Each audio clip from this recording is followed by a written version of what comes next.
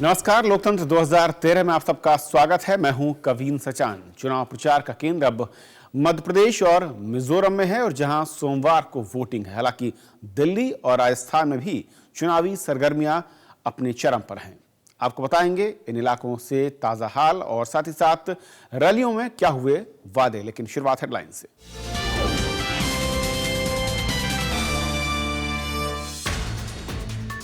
मध्य प्रदेश के महाकौशल में राहुल ने कांग्रेस को बताया सभी वर्गों का हिमायती, तो मालवा निमाड़ में मोदी ने किया वादे पूरा करने का दावा।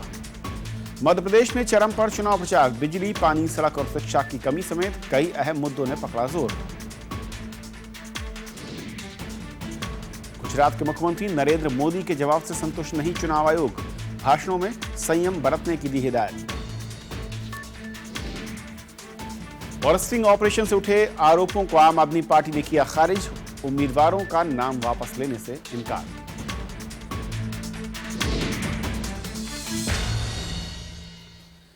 और चुनावी सफर में आइए सबसे पहले चलते हैं मध्य प्रदेश।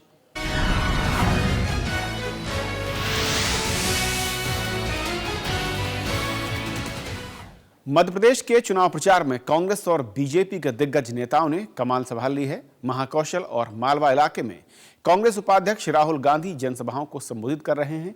उन्होंने कांग्रेस को जनता का हिमायती बताया और कहा कि कांग्रेस पार्टी समाज के सभी वर्गों के विकास के लिए काम करती है।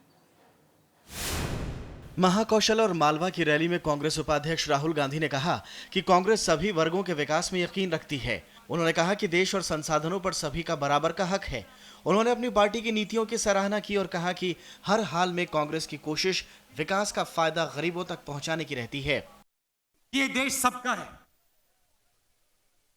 और हम हिंदुस्तान के हर एक व्यक्ति को एक नजर से देखते हैं, चाहे वो आदिवासी हो, दलित हो, हिंदू हो, मुसलमान हो, अमीर हो और गरीब हो। कांग्रेस उपाध्यक्ष ने दावा किया कि केंद्र सरकार की मनरेगा और खाद्य सुरक्षा जैसी योजनाओं से गरीबी कम हुई है। राहुल ने राज्य सरकार पर केंद्रीय योजनाओं का फायदा जनता तक नहीं पहुंचाने का आरोप लगाया। अगर आप हिंदुस्तानी हो और अगर इस योजना की आपको जरूरत है तो ये योजना आपको गारंटी करके मिलेगी। और लाखों लोगों को हमने रोजगार दिलवाया। राहुल गांधी ने जनता से राज्य के विकास के खातिर कांग्रेस को वोट देने की अपील की। उन्होंने वादा किया कि सरकार बनने पर कांग्रेस घोषणा पत्र में किए गए सभी वादों को तय समय सीमा में पूरा करेगी। Bureau report, Rajya Sabha TV. उधर कटनी में बीजेपी के वरिष्ठ नेता लालकृष्ण आडवाणी ने एक जनसभा को संबोधित किया और इस मौके पर उन्होंने राजनीतिक दलों को चुनावी रैलियां चुनाव आयोग की देखरेख में कराने का सुझाव दिया। लालकृष्ण आडवाणी ने कहा कि चुनाव आयोग रैलियों की व्यवस्था करे और इन सभाओं में प्रमुख उम्मीदवारों को पक्ष रखने का मौका मिलना चाहिए, जिसके आधार पर जनता अपना वोट दे। कितना अच्छा हो कि ये सभा जो है वो भारतीय जनता पार्टी की सभा ना होकर के इलेक्शन कमीशन की सभा हो, और इलेक्शन कमीशन की सभा हो और उसमें अगर हमारे जायसवाल जी आते हैं तो उनके साथ साथ उनके मुकाबले में जो कांग्रेस का खड़ा है उसको भी लाया जाए और उन दोनों के बीच में बहस हो जाए। मध्य प्रदेश के मालवा निमाड़ इलाके में बीजेपी के वरिष्ठ नेता और गुजरात के मुख्यमंत्री नरेंद्र मोदी ने 4 जनसभाओं को संबोधित किया। उनकी रैलियां खंडवा, बटवानी, झाबुआ और इंदौर में हुई। खंडवा की रैली में नरेंद्र मोदी ने कहा कि बीजेपी महज वादे नहीं करती बल्कि उन वादों को पूरा करती है और विकास पर उसका जोर रहता है। उन्होंने जनता से राज्य में विकास की रफ्तार बरकरार रखने के लिए एक बार फिर बीजेपी को मौका देने की अपील की। दावा किया उन्होंने कि सरकार बनने पर उनकी पार्टी घोषणा पत्र में किए गए सभी वादों को पूरा करेगी। वो पुराने दिन याद करते ही पुरानी उम्र के लोग कांप जाते हैं। कैसे दिन बिताए थे, बिजली नहीं, पानी नहीं, सड़क नहीं, गरीब की फितरत नहीं, कुछ नहीं, बस मजा ले लो। बीजेपी की ओर से प्रधानमंत्री पद के लिए नरेंद्र मोदी के नाम की घोषणा के बाद से ये कयास लगाए जा रहे हैं कि क्या मुस्लिम मतदाता बीजेपी की तरफ जाएगा। आखिर बीजेपी शासित राज्यों में मुस्लिम मतदाता बीजेपी के बारे में क्या सोचता है। मुस्लिम तबके के सामाजिक और राजनीतिक हालात क्या हैं, आइए देखिए खास रिपोर्ट।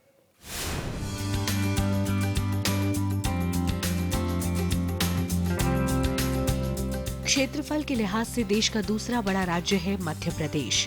यहाँ की कुल जनसंख्या के 6% यानी करीब 40 लाख आबादी मुस्लिम है। दर्जन भर से ज्यादा इलाकों में ये चुनाव नतीजों की दिशा तय करते हैं। इसके मद्देनजर इस विधानसभा चुनाव में बीजेपी ने एक मुस्लिम प्रत्याशी को भोपाल उत्तर सीट से मैदान में उतारा है। शिवराज सिंह चौहान ने प्रदेश के मुसलमानों को अपने साथ लिया है। उन्होंने जितनी योजनाएं जनता के फायदे के लिए रखी हैं, उसमें मुसलमान बराबर का शरीक है। 10 साल से 230 सदस्यों वाली मध्य प्रदेश विधानसभा में सिर्फ एक मुस्लिम विधायक को सदन में जगह मिल पाई है। वो कांग्रेस के टिकट पर जीते हैं। मुसलमानों के लिए कोई जगह नहीं है, कोई ज़रूरत नहीं है मुसलमानों की इमदाद की, हमें कोई ज़रूरत नहीं है। मोदी साहब कहते हैं हमें किसी भी किस्म की कोई प्रॉब्लम नहीं है। राज्य में शिक्षा से लेकर रोजगार तक सभी क्षेत्रों में मुस्लिम समुदाय की हिस्सेदारी बहुत उत्साहजनक नहीं है। समय समय पर स्कूलों में सूर्य नमस्कार, भोजन मंत्र और वंदे मातरम को अनिवार्य बनाने की कोशिश ने भी इस समुदाय को मायूस किया है। इस मसले पर ईसाई समुदाय ने अदालत की शरण ली। फिलहाल ये अनिवार्य नहीं है। सच्चर कमेटी की जहाँ तक बात रही तो केंद्र में उसने क्या करा, क्योंकि उससे जो मुस्लिम कम्युनिटी को जो लाभ मिलना चाहिए था वो नहीं मिला। लेकिन शिवराज सिंह चौहान ने उसको जो मुसलमान हैं या बच्चे हैं या सरकारी मुलाजिम जो हैं उन पे वो चीज़ थोपी नहीं। प्रधानमंत्री के 15 सूत्री कार्यक्रम और सच्चर कमेटी की सिफारिशें लागू करने में भी मौजूदा सरकार ने कोई खास दिलचस्पी नहीं दिखाई। भोपाल में अलीगढ़ मुस्लिम विश्वविद्यालय की शाखा खोलने के लिए जमीन लेने की कोशिश भी नाकाम रही है। हालांकि शहरी इलाकों के पढ़े लिखे मुस्लिमों में भी मुख्यमंत्री शिवराज सिंह चौहान की लोकप्रियता बरकरार है। शिवराज सिंह चौहान जो हैं वो बहुत अच्छे हैं, वो हर चीज़ में सपोर्ट करते हैं। मुसलमानों को भी शिवराज सिंह चौहान ने काफ़ी प्रोग्रेस कर रहा है, बहुत डेवलपमेंट कर रहा है। शिवराज सिंह का इनका अच्छा वो है, काम अच्छे किए हैं इनने। मध्य प्रदेश में सिमी और इंडियन मुजाहिदीन के नाम पर कई मुस्लिम युवाओं को गिरफ्तार किया गया, जिसे लेकर यहाँ के लोगों में रोष है। लेकिन अगर शिवराज सिंह की उपलब्धि की बात की जाए तो ये कहा जा सकता है कि पिछले 10 साल में राज्य में कोई सांप्रदायिक दंगा नहीं हुआ है। शहरी मिडिल क्लास तबका बीजेपी का वोट बैंक रहा है। मध्य प्रदेश में ये समर्थन शहरी मिडिल क्लास मुस्लिम तबके में भी देखा गया। हालांकि जरूरत इस बात की थी कि कुछ ध्यान हाशिए पे पड़े उस मुसलमान पे भी दिया जाता जो पूरे देश की तरह मध्य प्रदेश में भी विकास के सबसे निचले पायदान पर खड़ा है। भोपाल से आरफा खानम शेरवानी, राज्यसभा टेलीविजन के लिए। मध्य प्रदेश का जबलपुर संभाग विधानसभा चुनावों के लिहाज से बीजेपी और कांग्रेस दोनों के लिए खासा अहम है। इस इलाके में आदिवासी मतदाताओं की संख्या ज्यादा है, जिसके चलते यहां पर गोंडवाना गणतंत्र परिषद समेत कई आदिवासी राजनीतिक दलों का भी प्रभाव है, जो चुनाव में अहम रोल निभा सकते हैं।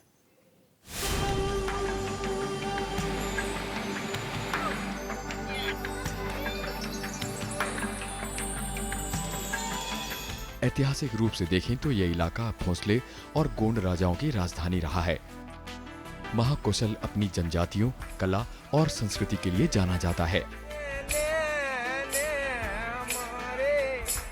ये जगह जबलपुर मार्बल और उससे बनी कलाकृतियों के लिए मशहूर है, जिसकी विदेशों में काफी मांग है। Jabalpur is old agrarian market. Jabalpur has a typical feature that from this town, any other town of same size is minimum 250 kilometers. This covers the largest rural area in the country. इस क्षेत्र में कटनी, डिंडोरी, मंडला, छिंदवाड़ा, बालाघाट, सिवनी, नरसिंहपुर और जबलपुर जिले शामिल हैं। महाकौशल इलाके में 38 विधानसभा सीटें आती हैं, जिसमें जबलपुर में 8 सीटें, छिंदवाड़ा में 7 सीटें, बालाघाट में 6 सीटें, कटनी, सिवनी और नरसिंहपुर में 4-4 सीटें, डिंडोरी और मंडला में 5 सीटें हैं। पिछले 2 विधानसभा चुनाव में ये इलाका बीजेपी के पक्ष में वोट करता आया है। सन 2003 के चुनाव में बीजेपी ने यहाँ की 45 में से 36 सीटों पर जीत दर्ज की थी। वहीं कांग्रेस के हाथ 5 सीटें लगी थीं। परिसीमन के बाद सन 2008 के विधानसभा चुनाव में 38 सीटों में से 21 बीजेपी के खाते में गई थीं, जबकि कांग्रेस को 17 सीटें मिली थीं। लेकिन इस चुनाव में 17 आदिवासी बाहुल्य सीटों में कांग्रेस और बीजेपी को गोंडवाना गणतंत्र परिषद और नेशनल पीपल्स पार्टी से चुनौती मिल सकती है। जाहिर है जब टक्कर कांटे की है तो प्रशासन भी सजग है। We have around 1700 polling booths and we require around that many number of control and ballot unit. So we are fully equipped with that. Our security programming has been complete, so that is also done with. I think we will not have any problem in conducting poll. इस इलाके में कांग्रेस और BJP दोनों की ही मजबूत पकड़ है। कांग्रेस के वरिष्ठ नेता कमलनाथ छिंदवाड़ा से आते हैं। इस बीच पूर्व लोकसभा स्पीकर और एनसीपी अध्यक्ष पीए सांगमा ने भी आदिवासी इलाकों के बीच अच्छी पैठ बना ली है। चुनावी मुद्दों की बात करें तो पीने का पानी, खराब सड़कें, गेहूं और धान की खरीद में भ्रष्टाचार को लेकर लोगों में काफी असंतोष है। जैसा कि आपने सुना है, बिजली, सड़क, पानी ही इन चुनावों में मुद्दे हैं। आम आदमी चाहता है कि इन सारे प्रश्नों का समाधान मिले। कैमरा पर्सन प्रशांता के साथ बैगाघाट से राजकमल राव, राज्यसभा टीवी के लिए। बुंदेलखंड इलाके के सागर जिले में बुनियादी सुविधाओं को मजबूत करने की जरूरत है। जिले में ऐसा कोई उद्योग नहीं जिससे लोगों को रोजगार मिला हो। बुंदेलखंड इलाके का अकेला शहरी जिला होने से यहां से लोगों को भी खासी उम्मीदें हैं।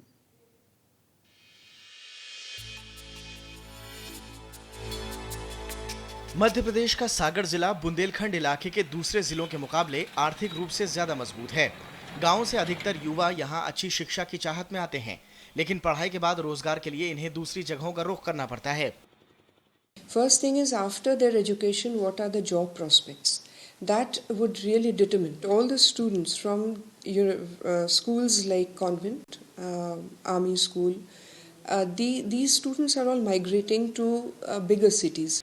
सागर जिले में सड़क और रेल यातायात की स्थिति बहुत अच्छी नहीं है।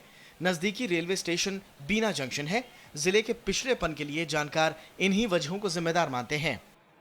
The connectivity becomes the constraint. At the rail route, Bina is the next junction. A person who is traveling from Delhi to Bina is a shorter distance. But the moment he suggests that he has to come, he has to change from Bina to Sagar, he refuses to come Sagar. सागर में गन्ने और soybean की खेती बड़े पैमाने पर होती है, लेकिन यहाँ भंडारण की बेहतर व्यवस्था नहीं है। पिछले सीजन में यहाँ फसलों की भारी बर्बादी हुई थी। जानकारों के मुताबिक राजनीतिक वर्ग ने लगातार जिले की उपेक्षा की है।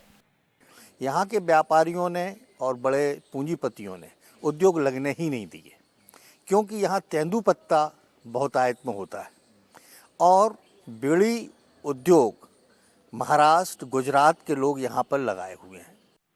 जिले में कई सिंचाई परियोजनाएं सालों से लंबित हैं। खेती बारिश पर निर्भर है और कोई बड़ा बांध भी नहीं है। नहरों से भी किसानों को फायदा नहीं होता। बुंदेलखंड इलाके की प्रमुख शहर होने के बावजूद भी सागर जिले में अभी भी विकास की कमी है। ट्रांसपोर्ट की अच्छी व्यवस्था ना होने की वजह से यहाँ कोई उद्योगपति अपना निवेश करना नहीं चाहता है। कैमरा पर्सन दिनेश राय के साथ मैं राजकमल राव, राज्यसभा टीवी के लिए। और फिलहाल यहाँ पर रुकेंगे एक ब्रेक के लिए और ब्रेक के बाद रुख करेंगे दूसरे राज्यों का।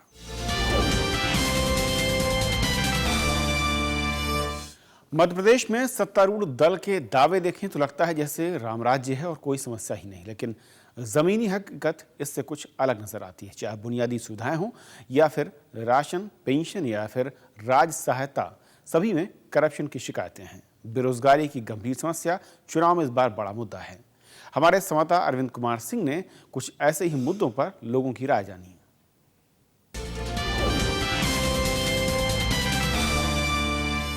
हम दतिया में हैं, ऐतिहासिक नगरी दतिया, जिसका भारत के इतिहास में बहुत ही महत्वपूर्ण योगदान रहा है। लेकिन यहाँ हम बात करेंगे नागरिक सवालों पर और जानेंगे कि यहाँ के नागरिकों की क्या क्या खास समस्याएं हैं। दतिया जिला जो है वो बड़ा ऐतिहासिक नगर माना जाता है, देश दुनिया भर के लोग आते हैं।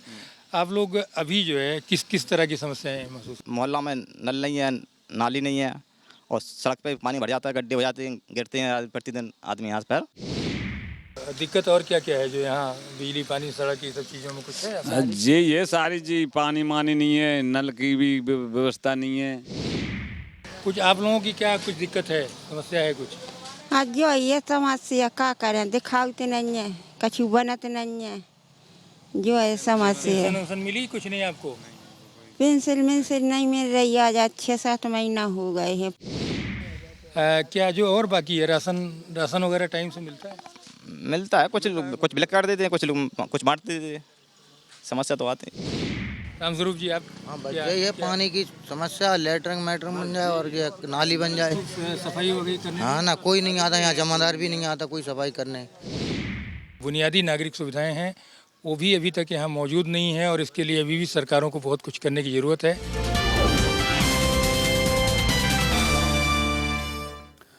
मध्य प्रदेश का खंडवा जिला बीजेपी का गढ़ रहा है। यहाँ खेती से जुड़ी समस्याएं हमेशा चुनावी मुद्दा रहती हैं, लेकिन पिछले कुछ समय से नर्मदा पर बन रहा इंदिरा सागर डैम और डैम की वजह से लोगों का विस्थापन इस बार एक बड़ा चुनावी मुद्दा बन सकता है। हमारे संवाददाता अमृतांशु राय ने जिले के चुनावी माहौल का जायजा लिया।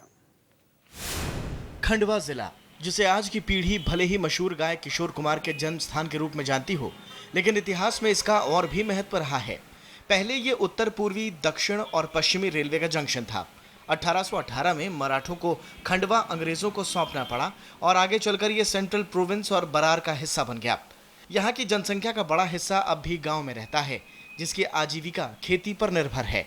अर्बन एरिया में हम लोग देखते हैं कि यहाँ पर एपैथी के कारण से लोग वोट डालने के लिए कम आते हैं। इसमें हम लोग स्वीप प्लान के माध्यम से लोगों को मोटिवेट कर रहे हैं कि मतदान आपका अधिकार है और आपको इसमें बढ़ चढ़कर भाग लेना चाहिए।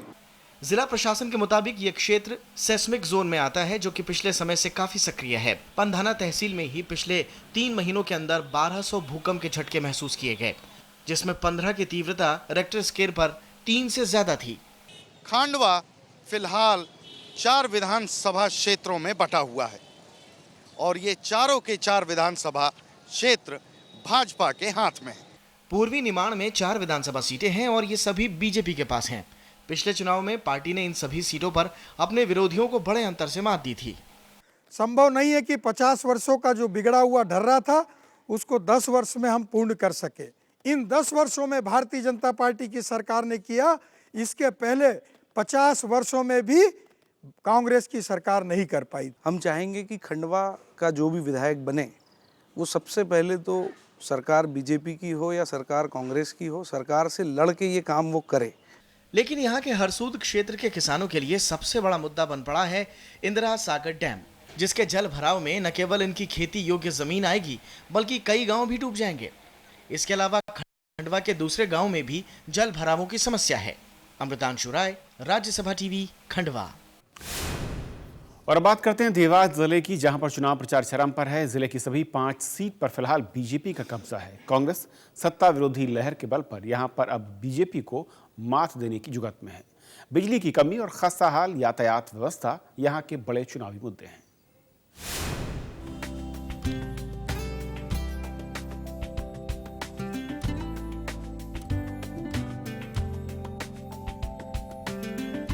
मध्य प्रदेश का देवास जिला उज्जैन संभाग में आता है। देवास में लघु उद्योगों की भरमार है, जो स्थानीय लोगों के लिए रोजगार का अहम जरिया है। जिले के ग्रामीण इलाकों में खेती ही मुख्य पेशा है और यहाँ से कई चीजें देश भर में भेजी जाती हैं। Main crops are basically soybean, then wheat, cotton to some extent, and plus then we have a big industrial belt also. Dewas में 5 विधानसभा सीटें हैं। पिछले चुनाव में देवास सीट पर बीजेपी के तुकोजीराव पवार को जीत मिली थी। हटपिपलिया सीट बीजेपी के दीपक कैलाश जोशी के खाते में आई थी। खातेगांव सीट पर बीजेपी के ब्रजमोहन धूत को जीत मिली थी। सोनकच्छ सीट कांग्रेस के सज्जन सिंह वर्मा के खाते में गई थी। बागली सीट पर बीजेपी के चंपालाल देवड़ा को जीत मिली थी। पिछले चुनाव में जिले के मतदान का आंकड़ा अच्छा रहा था। जिले में महिला वोटरों की तादाद भी अच्छी है। चुनाव आयोग ने देवास और हटपिपलिया सीट को खर्च के लिहाज से संवेदनशील घोषित कर रखा है। The Election Commission of India has declared 2 of our constituencies as election sensitive constituencies, and they are Devas and Hatpiplia. So we are putting in extra efforts. जिले में कांग्रेस के पास कोई स्टार प्रचारक नहीं है। बीजेपी को गुटबाजी से खतरा है। दोनों ही पार्टियां एक दूसरे पर आरोप लगाने में पीछे नहीं हैं। बीजेपी शिवराज सिंह चौहान की योजनाओं के बल पर वोट मांग रही है, तो वहीं कांग्रेस केंद्र सरकार की योजनाओं के बूते अपनी नैया पार कराने की कोशिश में है। विकास कार्य में सड़क, बिजली, पानी को प्राथमिकता दी है और उसी नाते हम वापस जनता के बीच जा रहे हैं और चुनाव वोट मांग रहे हैं। भारतीय जनता पार्टी ने 7,000 से ज्यादा घोषणाएं करी, जिसके क्रियान्वयन केवल 4-5 योजनाओं को ही चल रही है, जिसकी चर्चा होती है। देवास जिले के औद्योगिक इलाकों में बिजली की काफी समस्या है। गांव में यातायात के साधन की कमी लोगों को अखरती है। यहाँ लोग लंबे समय से बेहतर बुनियादी सुविधाओं की मांग कर रहे हैं। राजकमल राव, राज्यसभा टीवी। चुनाव आयोग ने बीजेपी के प्रधानमंत्री पद के उम्मीदवार नरेंद्र मोदी के जवाब से संतुष्ट नहीं है। आयोग का कहना है कि वो भविष्य में अपने भाषणों में ज्यादा सावधानी बरतें। छत्तीसगढ़ में चुनावी रैली के दौरान नरेंद्र मोदी ने कांग्रेस के चुनाव चिन्ह पर एक टिप्पणी की थी और कांग्रेस ने इसकी शिकायत आयोग में की थी।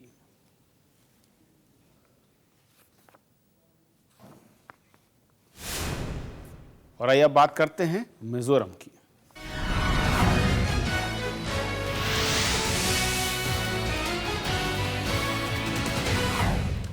मिजोरम का चंपई भारत म्यांमार सीमा पर स्थित एक व्यावसायिक जिला है।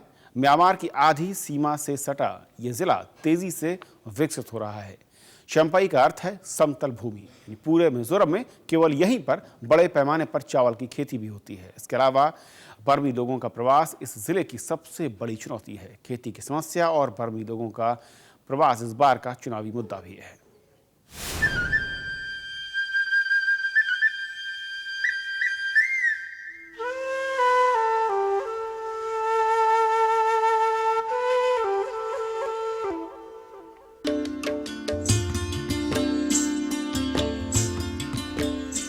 ये है मिजोरम की खूबसूरत चंपई घाटी, जो अपनी सुंदरता के लिए दुनिया में मशहूर है। इस इलाके को मिजोरम के चावल के कटोरे के रूप में भी जाना जाता है। सालों पहले बर्मा से आए लोग यहाँ आकर बसे, जिनका मिजोरम के इतिहास में खास जिक्र है और इसके निशान यहाँ चारों तरफ बिखरे पड़े हैं। चंपई अवैध बर्मी प्रवासी समस्या से जूझ रहा है, जो म्यांमार में राजनीतिक घटनाओं और खराब अर्थव्यवस्था के चलते भारत में पलायन कर रहे हैं। हालांकि पिछले कुछ दिनों से सुधरते राजनीतिक हालातों के चलते इस समस्या के हल होने की आस जगी है। It is near the Myanmar border, and people also come from Myanmar, and also from people from India also go to Myanmar. Myanmar की चिंस जाति के लोग यहाँ पलायन करके आए हैं। वे मिजो लोगों से भाषाई, सांस्कृतिक और धार्मिक तौर पर काफी निकट हैं, जो यहाँ की ऐतिहासिक और आनुवंशिक पृष्ठभूमि का हिस्सा है। चिंस यहाँ नौकर, मजदूर, कुली और रेहड़ी का काम करते हैं। चंपई जिले में विधानसभा की 5 सीटें हैं। 2008 के चुनाव नतीजों की बात करें तो लेंगटेंग, तुइचेंग, चंपई उत्तर और चंपई दक्षिण विधानसभा सीट पर कांग्रेस का कब्जा रहा है और पूर्वी तुपोई सीट मिजो नेशनल फ्रंट के पास थी। चंपई की कई विधानसभा सीटें ग्रामीण इलाके में हैं। नई जमीन उपयोग नीति को लेकर कांग्रेस को यहाँ फायदा हो सकता है, लेकिन बुनियादी ढांचे का विकास यहाँ की खास जरूरत है। The uniqueness is we are here in the border area, but we have not faced anything, security problem or other problems also. But the place is beautiful. There is a chance we have to explore, but I'm not a businessman, but I have to make the way, the route, secure and safely, for better and safer commerce. Congress यहाँ नई भूमि उपयोग नीति कार्यक्रम के जरिए जीत की उम्मीद लगाए हुए है, लेकिन राज्य में कोई गठबंधन बना पाने में असफल रही कांग्रेस को चुनाव में नुकसान उठाना पड़ सकता है। वहीं Mizo national front, Mizoram people's conference और मिजोरम डेमोक्रेटिक फ्रंट ने मिलकर मिजोरम डेमोक्रेटिक अलायंस बनाया है। MNF 40 में से 31 सीटों पर चुनाव लड़ रही है। 8 सीटें MPC और 1 सीट MDF के लिए छोड़ी है। Bureau report, Rajya Sabha TV. राइजोल से फोन लाइन पर जोड़ रहे हैं हमारे संवाददाता प्रणव गोस्वामी। प्रणव, किस तरह के है इस बार की चुनाव प्रचार की हवा?